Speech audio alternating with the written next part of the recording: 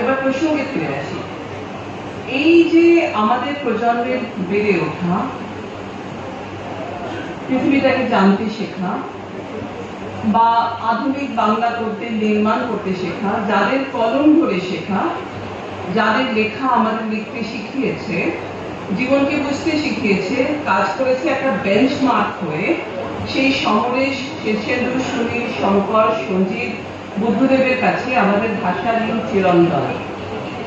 এদের মধ্যে মাত্র কয়েকজন এখন আমাদের মধ্যে তাদের উজ্জ্বল উপস্থিতি দিয়ে আমাদের ধন্য করছেন, আবার অনেকেই কালের নিয়মে ছুটি নিয়েছেন।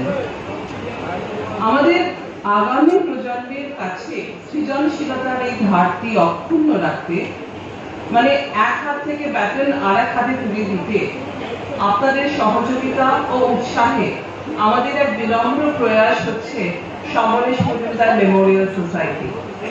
এই সোসাইটির কাজে আমরা জেলা স্তরের প্রতিশ্রুতিমান নবীন লেখকদের জন্য প্রশিক্ষণ বা ওয়ার্কশপের আয়োজন করছি।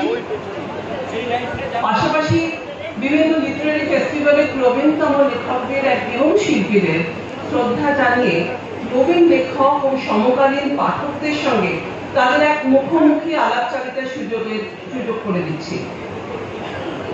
দেখুন, সমরেশ মজুমদারের বেড়ে ওঠা হচ্ছে উত্তরবঙ্গের প্রকৃতির বুকে। তার ভালোবাসা উত্তরবঙ্গের জন্য আমাদের সোসাইটি নানান রকমের